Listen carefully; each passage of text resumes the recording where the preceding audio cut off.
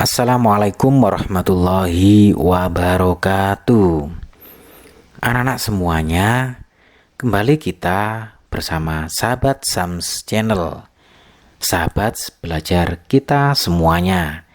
Kali ini kita kembali membahas soal penilaian akhir tahun atau soal ujian kenaikan kelas, atau mungkin bisa disebut dengan soal ujian semester 2, yakni pada kelas 4 tema 8. Oleh karena itu, apabila video ini bermanfaat buat kalian semuanya, jangan lupa untuk like dan subscribe bagi kalian yang belum pernah subscribe, dan bagikan juga kepada teman-teman kalian, boleh grup WA kelas atau grup-grup belajar yang lainnya, agar teman-teman kalian semuanya bisa memanfaatkan video ini dalam menemani belajar kalian semuanya. Baik, langsung saja kita langsung ke soal nomor 1, anak-anak.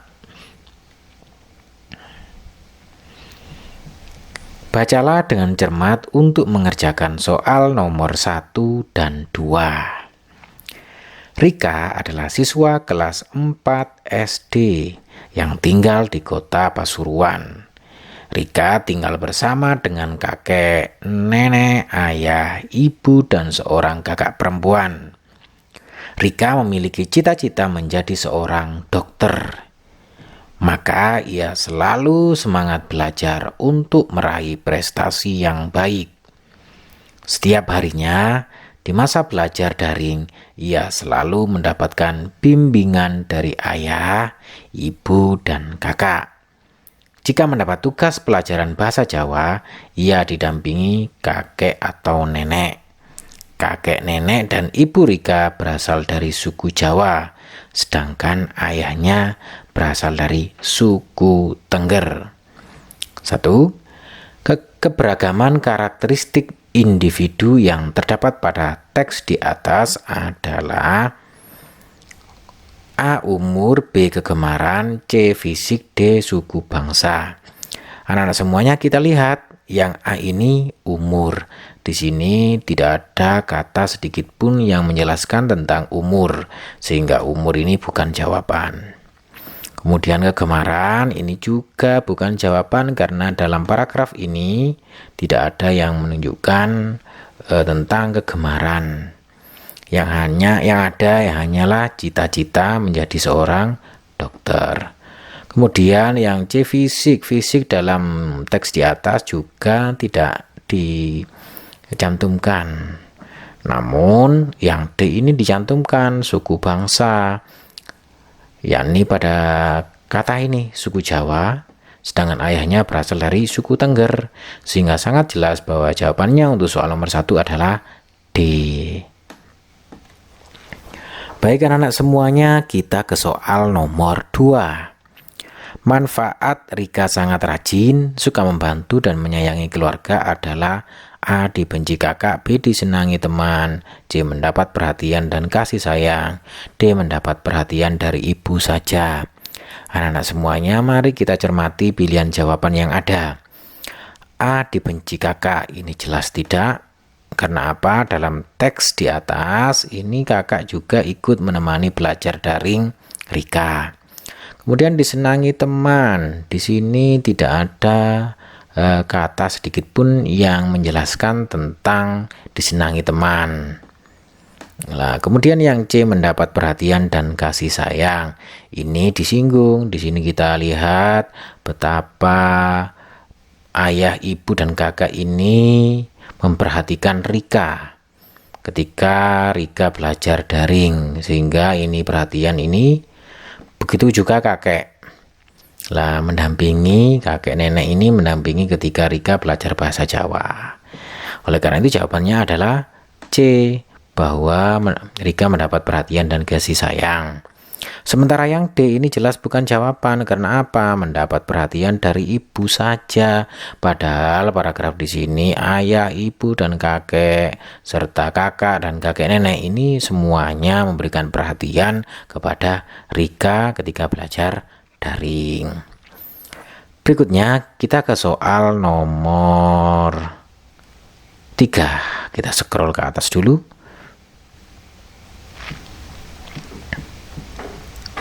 Oke.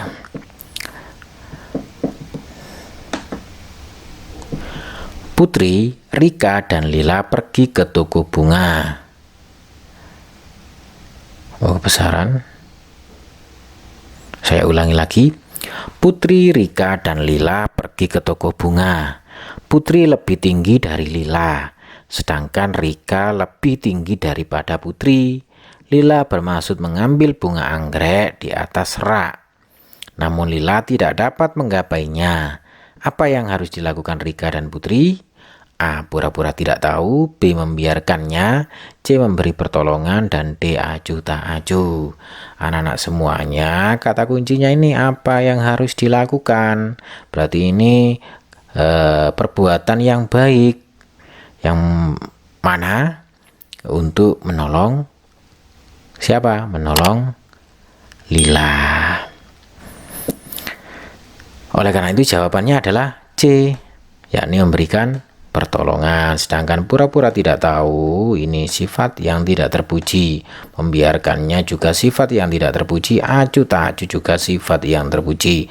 Oleh karena itu jelas jawabannya adalah memberi pertolongan. Berikutnya soal nomor 4. Ketika pulang dari bimbingan belajar, Afi selalu menaruh tasnya di depan televisi dan membiarkan barang-barangnya berserakan. Sifat Afi adalah A. Pandai, B. Rajin, C. Pemaaf, dan D. Malas. Anak-anak semuanya, kita lihat kata kuncinya di sini, membiarkan barang-barangnya berserakan. Ini menunjukkan bahwa Afi ini termasuk anak yang malas. Oleh karena itu jawabannya adalah D. Berikutnya nomor 5. Cerita fiksi adalah cerita rekaan, B. Nyata, C. Real, dan D. Fakta. Anak-anak semuanya ini perlu kalian ingat. Mungkin soal-soal seperti ini bisa keluar dalam soal-soal berikutnya. Bahwa cerita fiksi itu adalah cerita rekaan. Oleh karena itu jawabannya adalah A. Cerita fiksi itu cerita yang tidak nyata, rekaan semata. Kemudian soal nomor 6. Cerita fiksi Si Kancil merupakan contoh cerita A. Cerpen, B. C. Legenda, dan D. Fabel. Anak-anak semuanya, cerita fiksi Si Kancil ini merupakan cerita yang didominasi yang seluruh aktornya itu adalah hewan yang bisa berbicara seperti manusia. Oleh karena itu cerita ini termasuk fabel. Karena apa? Fabel ini termasuk cerita yang berkaitan tentang binatang-binatang. Aktornya semuanya adalah binatang-binatang atau hewan yang bisa berbicara seperti manusia. Berikutnya soal nomor 7, anak-anak. Tempat kejadian dalam suatu cerita dongeng disebut dengan A. Toko, B. Kelengkapan, C. Tema, dan D. Latar setting. Anak-anak semuanya perlu kalian cermati kata kuncinya adalah tempat. Yang namanya tempat ini sering disebut dengan latar. Oleh karena itu jawabannya adalah D. Berikutnya 8. Oke. Perhatikan penggalan cerita berikut. Mereka ingin menemui Jack, si tukang kebun. Tetapi Tuan Datuk berkata dengan kasar, "Tidak perlu. Jack hanyalah tukang kebun tua dan kotor. Kalau kalian ingin bertemu dengannya, itu sama saja dengan mengotori diri kalian yang rapi dan bersih bak pahlawan." Tokoh antagonis pada kutipan cerita di atas adalah A. Tamu, B. Jack, C. Pahlawan, D. Tuan Datuk. Anak-anak semuanya, yang dinamakan dengan tokoh antagonis ini tokoh yang jahat. Nah, oleh karena itu kita lihat di sini tokoh yang jahat ini yang berkata kasar ini. Nah, ini sangat jelas bahwa yang berkata kasar ini merupakan tokoh antagonis. Nah, di sini adalah Tuan Datuk, sehingga jawabannya adalah D, anak-anak. Berikutnya, perhatikan gambar di bawah ini. Buah yang terjatuh dari pohon karena gaya A magnet, B pegas, C gravitasi, D gesek. Anak-anak semuanya yang dinamakan gaya ini, pada gambar ini, semua benda kalau dilemparkan ke atas pasti jatuh ke bumi. Seperti buah ini jatuh ke bumi. Ini merupakan contoh dari gaya gravitasi bumi. Sehingga jawabannya adalah C. Berikutnya anak-anak semuanya kita ke soal nomor 10. Perhatikan gambar di bawah ini. Gaya yang terjadi pada gambar di bawah ini adalah A magnet, B pegas, C gravitasi, dan D gesek. Anak-anak semuanya gaya ini merupakan contoh gambar yang menunjukkan gaya pegas. Ya, bagus. Gaya pegas itu ciri-cirinya menggunakan benda-benda yang elastis untuk tenaga, contohnya seperti ketapel, kemudian ini panah ini. Nah, ini menunjukkan semuanya menggunakan gaya pegas. Kemudian soal nomor 11. Pak Tani sedang mencangkul sawah. Gaya yang mempengaruhi gerakan mencangkul adalah gaya A magnet, B pegas, C otot, dan D gesek. Anak-anak semuanya di sini Pak Tani dalam mencangkul itu menggunakan otot atau tenaga, sehingga jawabannya adalah C. Oke. Berikutnya kita ke soal nomor 12.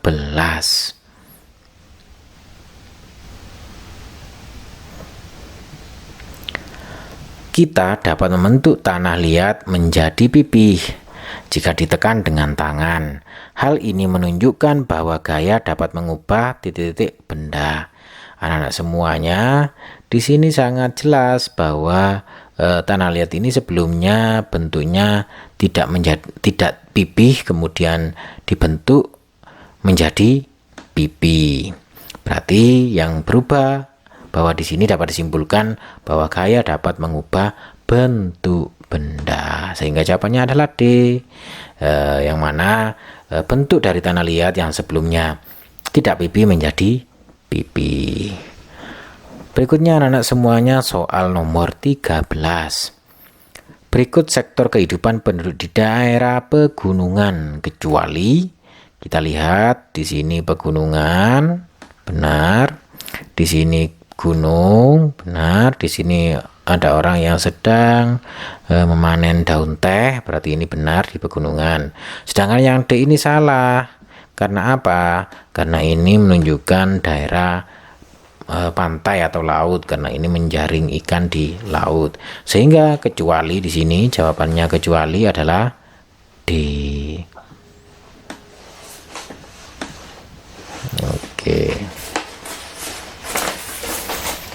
Berikutnya anak-anak kita ke soal nomor 14. Perhatikan gambar berikut. Kegiatan yang sesuai pada gambar di atas adalah A bertani, B berdagang, C nelayan, D buru. Anak-anak di gambar ini bisa kita lihat ada beberapa orang yang sedang berjualan, mungkin di pasar atau di tempat-tempat jualan umum lainnya. Nah, ini sangat jelas bahwa gambar di atas menunjukkan pekerjaan yang sedang berdagang, sehingga jawabannya adalah B. Berikutnya anak-anak semuanya kita ke soal nomor 15. Kita bersihkan dulu. Para petani di lereng Gunung Bromo mengalami kesulitan membawa hasilnya ke pasar. Bentuk kegiatan ekonomi yang bisa diciptakan sebagai peluang usaha dalam kondisi tersebut adalah A. Konsumsi, B. Distribusi, C. Produksi, dan D. Produsen. Anak-anak semuanya, di sini bisa kita lihat atau kata kuncinya dalam soal ini adalah kesulitan membawa hasil panennya ke pasar. Nah, di sini merupakan kegiatan yang membutuhkan distribusi atau penyaluran barang hasil panen ke pasar. Lah, sangat jelas sekali jawabannya adalah distribusi. Berikutnya soal nomor 16 anak-anak. Bromo merupakan tempat favorit kunjungan wisatawan. Banyak orang yang menghabiskan hari liburnya di Bromo. Dengan demikian, usaha yang cocok dilakukan di lingkungan Bromo adalah A. Berkebun, B. Mendirikan tempat penginapan, C. Mendirikan tempat wisata, D. Membuat pertunjukan. Anak-anak semuanya sangat jelas sekali bahwa di sini Bromo merupakan favorit kunjungan wisatawan. Oleh karena itu, usaha yang cocok adalah apa kira-kira? Ya, mendirikan tempat wisata. Karena apa? Karena Bromo ini merupakan tempat favorit kunjungan wisatawan. Berikutnya anak-anak semuanya 17, soal nomor 17. Perhatikan gambar berikut. Gambar di atas merupakan karya seni rupa titik-titik dimensi A1, B2, C3, D4. Anak-anak semuanya yang termasuk gambar, ini kan gambar. Gambar itu termasuk karya seni rupa 2 dimensi karena hanya berbentuk gambar saja.